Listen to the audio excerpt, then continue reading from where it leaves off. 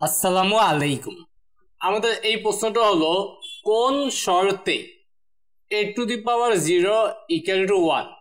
এখানে বলে দিচ্ছে a equal to 0, a equal not 0, a greater than 0, a equal not 1। তো এখানে আমাদের মনে রাখতে হবে a ইকুয়াল নট 0 শর্তে a to the power 0 equal to 1। মানে যদি এ শূন্য বাদে যে কোনো সংখ্যার পাওয়ার যদি শূন্য হয় তাহলে 1, তাহলে এখানে অ্যান্সার হবে এ ইকুয়াল নট 0। এটা কি আমাদের মনে রাখতে হবে। তো এটা কিন্তু খুবই গুরুত্বপূর্ণ একটা এমসিকিউ। আমাদের এই প্রশ্নটা হলো 3√5 ইন্টু 3√5 এর মান নিচের কোনটি? তো দুইটা 3√5, তো এইটার মান যদি আমরা করি এমন হবে 3√5 ইন্টু 3√5। তোমরা কিন্তু দেখে দেখেই করতে পারবে, আমরা একটু ভাঙ্গা ভাঙ্গা করবো। 3√5 বলতে আমরা বলতে পারি 5 এর পাওয়ার 1/3। আবার 3√5 বলতে আমরা বলতে পারবো 5 এর পাওয়ার 3 মানেই তো পাওয়ার কত? 1/3। এখন আমাদের এই জায়গায় বুঝতে হবে যে দুইটা রাশি যাদের ভিত্তি সেম, আর ভিত্তি সেম থাকলে কি হয়? পাওয়ার দুইটা যোগ হয়। তাহলে পাওয়ার আর এই পাওয়ার যোগ হবে, তাহলে 1/3 যোগ 1/3। তাহলে এই দুইটা যোগ করলে কত হবে? এই দুইটা যোগ করলে হবে 2/3। আর এই 2/3 কে আমরা লিখতে পারবো এইভাবে যে 2 ইন্টু 1/3। এখানে যে অপশনগুলো আছে তার উপর ভিত্তি করে আমরা বলতে পারবো, ঠিক আছে? তো এইবার এইটাকে আমরা লিখতে পারি যে 5 স্কোয়ার পাওয়ার 1/3। পাওয়ার পাওয়ার তো গুণ হবে, তাই না? এবার 1/3 এর পরিবর্তে আমরা লিখতে পারি 3√ওভার। 1/3 এর পরিবর্তে কি লিখবো? 3√ওভার। আর 5 স্কোয়ারের পরিবর্তে লিখতে পারবো 25। ঠিক আছে, তাহলে এখানে আমাদের কিন্তু এই অপশনটা সঠিক। আমাদের এই প্রশ্নটা হলো লগ এ যার ভিত্তি a ইকুয়াল টু 1 সঠিক কোন শর্তে? আমরা সাধারণত জানি মান আর ভিত্তি সেম থাকলে 1, তবে কোন শর্তে এইটা সঠিক এটা আমাদের মনে রাখতে হবে। এই এর মান হইতে হবে 0 থেকে বড়, এবং a হইতে পারবে না ইকুয়াল নট 1, কারণ যদি এর মান 1 হয়ে যায় তাহলে সেটা হয়ে যাবে লগ 1। আর লগ 1 এর মান কিন্তু 0, ঠিক আছে? আমরা জানি লগ 1 এর মান হয় 0, তাহলে যদি এখানে ভিত্তিও দিয়ে দিই তাহলে তার সেম হইল না, তাই না? মানে এই রাশিটা সমর্থন করে না লগ 1 ইকুয়াল টু 0। তো আমাদের মনে রাখতে হবে যে 0 থেকে বড় হইতে হবে এর মান, এবং এর মানটা কোনোভাবেই কি হইতে পারবে না? 1 হইতে পারবে না। তাহলে আমাদের এই প্রশ্নের সঠিক অ্যান্সার হলো গ নাম্বার। আমাদের এই প্রশ্নটা হলো লগ 4 যার ভিত্তি হলো x ইকুয়াল টু 2 হলো x এর মান কত? এই টাইপের প্রশ্ন কিন্তু আমরা একটা সমাধান করছিলাম অনুশীলনীতে। তো এটা সমাধান করলে কেমন হয়? এমন আমরা যদি প্রশ্নটা তুলি log 4x ইকুয়াল টু 2, তো এখানে x এর মান বের করতে হবে। আমরা জানি এইটা হয় পাওয়ার, এই পাশে যেটা থাকে এটা কি হয়? এইটা হয় পাওয়ার। কার পাওয়ার হয়? ভিত্তির পাওয়ার। কার পাওয়ার? ভিত্তির পাওয়ার, ঠিক আছে? তো এখানে ভিত্তি কত? x, তাহলে x তার পাওয়ার হলো 2, তবে ইকুয়াল টু দিয়ে এখানে যে মানটা থাকবে সেইটা। তাহলে এটা থেকে আমরা লিখতে পারি x ইকুয়াল টু স্কয়ার টু পাশে গেলে রুট হয়ে যাবে, তাহলে √4। আর √4 মানে তো আমরা জানি +-2। তো আমাদের এই যে ভিত্তি কখনো ঋণাত্মক হবে না, তাহলে এখানে ফলাফল হবে শুধু 2। এখানে ফলাফল হবে কি? শুধু 2। তাহলে ক নাম্বার আমাদের সঠিক। আমাদের এই প্রশ্নটা হলো একটি সংখ্যাকে a × 10⁻n আকারে লেখার জন্য শর্ত কোনটি? তো মূলত বৈজ্ঞানিক পদ্ধতিতে লেখার শর্তটা আমাদের জানতে চাওয়া হয়েছে। কোন সংখ্যা গুণ 10⁻n, ঠিক আছে? তো এই কোন সংখ্যাটা আমাদের কিন্তু 1 হইতে পারে, কিন্তু 10 কিন্তু এটা হইতে পারে না। আমরা কখনো এইভাবে দেখতে পারবো না 10 × 10⁻3, তাহলে এটা কিন্তু বৈজ্ঞানিক পদ্ধতিতে নাই। এইভাবে যদি থাকি সেটাকে আমরা লিখি এইভাবে 1 × 10⁻4, ঠিক আছে? আমাদের কিন্তু এইভাবে বৈজ্ঞানিক পদ্ধতি। তো আমরা 10 লিখতে পারি না বা 10 লিখি না, 10 থেকে ছোট মান লিখতে হয় বৈজ্ঞানিক পদ্ধতিতে লিখতে গেলে, তাহলে 10 হবে না, 10 থেকে ছোট হইতে হবে। এবং 1 বলা যায়, এবং 1 থেকে বড় হবে 10 থেকে ছোট, কিন্তু 1ও নেওয়া যাবে। এই জন্য 1 এইটা 1 এক কথা 1 লেস দেন a ইকুয়াল হইতে হবে, 1 লেস দেন ইকুয়াল a, এটাই হবে আমাদের। তার মানে 1 থেকে 1 এর সমান বা 1 থেকে বড় হবে এবং 10 থেকে ছোট হবে, এই শর্তেই হলো আমাদের বৈজ্ঞানিক পদ্ধতি লেখা হয়। তাহলে আমাদের অ্যান্সার হবে গ নাম্বার। আমাদের এই প্রশ্নটা হলো a greater than 0, b greater than 0, a equal not 1, b equal not whole। এইটা কত? এখানে আমরা দেখতে পাই এই লগের মান এবং এই লগের ভিত্তি সেম, এবং এই লগের মান এই লগের ভিত্তি সেম, যদি এমন থাকে তাদের ফলাফল 1 হয়, তার মানে এটা কিন্তু সঠিক। তারপরে আমরা এটা দেখতে পাই এই লগের ভিত্তি a আর মান হচ্ছে m to the power r। আমরা জানি যদি এমন থাকে লগ, আমরা শিখছিলাম a to the power b, তাহলে এই পাওয়ারটাকে কি করি আমরা সামনে পাঠাই দিই, তাহলে b log a আমরা এটাকে লিখতে পারি। তাহলে সেই হিসাবে এই rটা কি হয়ে যাবে সামনে, তাহলে এটাকে লেখা যায় তো r log m, কিন্তু এখানে দিয়ে দিছে m log r, মানে আমার মানটাকে পাঠাই দিছে আর পাওয়ারটাকে এখানে রেখে দিছে, যার কারণে এটা কিন্তু আমাদের ভুল। তারপর এটা আমাদের দেখতে হবে, এখানে হলো লগ ভিত্তি আছে a।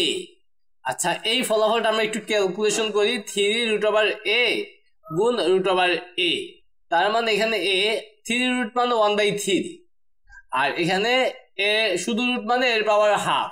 তাহলে এই দুইটা যোগ করতে হবে একবার ভিত্তি রেখে, যেহেতু গুণাকারে আছে এই দুইটা যোগ করলে হবে 5/6। যদি যোগ কেমনে করবো আমি একটু দেখায় দিই, এটা হবে 1/3 পাওয়ার দুইটা যোগ হয় যখন ভিত্তি সেম থাকে, তাহলে এখানে হবে 5/6 যোগ করলাম।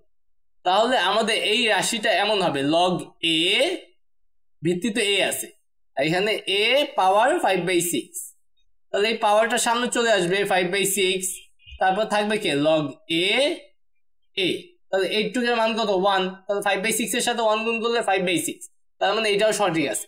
তাহলে 1 আর 3 সঠিক, তাহলে অ্যান্সার হবে গ নাম্বার। আমাদের এই প্রশ্নটা হলো 0.0035 এর সাধারণ লগের পূর্ণক কত। তো এই সংখ্যাটাকে আমরা হাতে হাতেও করতে পারি, ক্যালকুলেটর দিয়েও করতে পারি, কারণ হাতে হাতে করতে গেলে প্রথমত এই সংখ্যাটাকে আমাদের বৈজ্ঞানিক পদ্ধতিতে নিতে হবে। তো বৈজ্ঞানিক পদ্ধতিতে আমি দেখতে পাই দশমিকের পরে একটা সার্থক অঙ্ক, সেটা হলো 3, শূন্য কিন্তু সার্থক অঙ্ক না, তাহলে এই 3 কে আমাদের দশমিকের এখানে আনতে হবে। তাহলে এই সংখ্যা নিতে হবে দশমিকের বামে, এটাকে নিতে হবে, এটাকে নিতে হবে, তাহলে 3টা সংখ্যা আমাদের দশমিকের বামে নিতে হবে। তাহলে এই শূন্যগুলো তো আর বামে থাকলে লেখা লাগবে না, শুধু 3 দেখবো 0.5, তাহলে এটা 3.5 হয়ে যাবে, কারণ এই 3 পরে দশমিক দিতেছি, মানে এই দশমিকটা এক কথায় সহজভাবে এই দশমিকটা আমি সামনে বসাবো, 1 2 3টা সংখ্যার পরে আমি বসাইছি দশমিকটা, যার কারণে যেহেতু 3টা সংখ্যার পরে বসাইছি তার মানে এখানে আমাকে 10 টু দি পাওয়ার -3 দিতে হবে।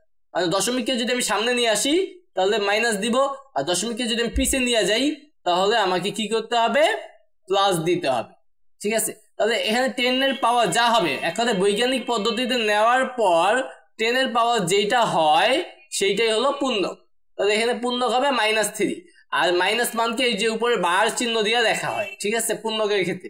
তাহলে আমাদের 3 বার দেওয়া আছে, এটা মানেই হলো -3, তাহলে অ্যান্সার হবে এইটা।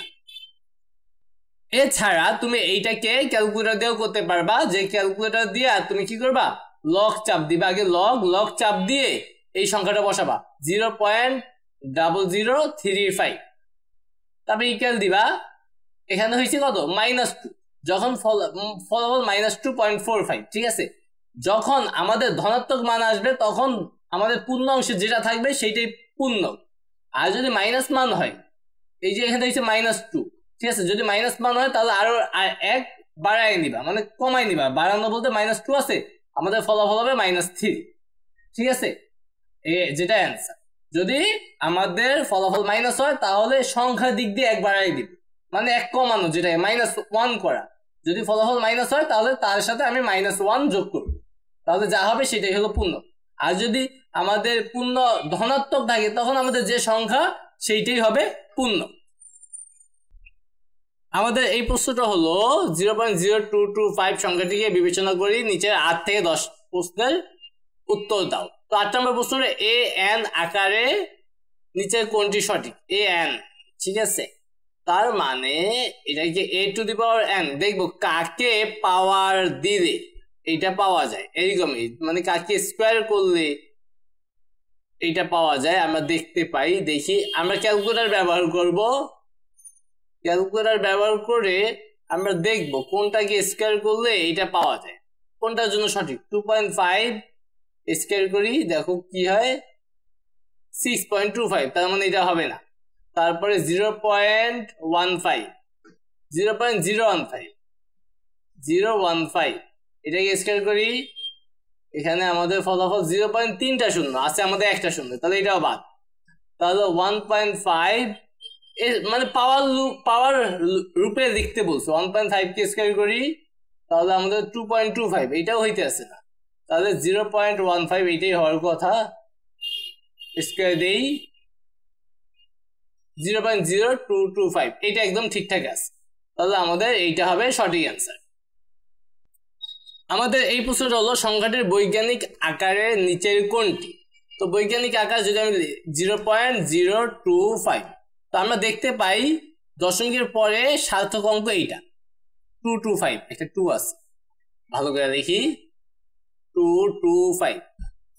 তো দশমিকের পরে সার্থক অঙ্ক এইটা, তাহলে দশমিকটাকে কয় ঘর, আমাদের দশমিক মানে এক কথায় পূর্ণ অংশে একটা সার্থক অঙ্ক থাকতে হবে, তাহলে সে তারপরে 10 পাওয়ার যা হয়, এই দশমিককে এইটার সামনে নিতে হবে এবং এইটার সামনে নিতে হবে, তাহলে দশমিককে দুইটা সংখ্যার আগে নিতে হবে। তাহলে দশমিককে যদি এই দুইটা ঘরের আগে নেই তাহলে এটা হয়ে যাবে 2.25। যেহেতু আমরা দুইটা সংখ্যার আগে নিতেছি তাহলে এখানে 10⁻² দিতে হবে। আর বলছিলাম দশমিককে যদি সামনে আনি তাহলে আমরা মাইনাস দিব, আর দশমিককে যদি আমরা পিছে নেই তাহলে প্লাস দিব। তাহলে 2.25 × 10⁻², কোথায় আছে দেখতে হবে, 2.25 × 10⁻²।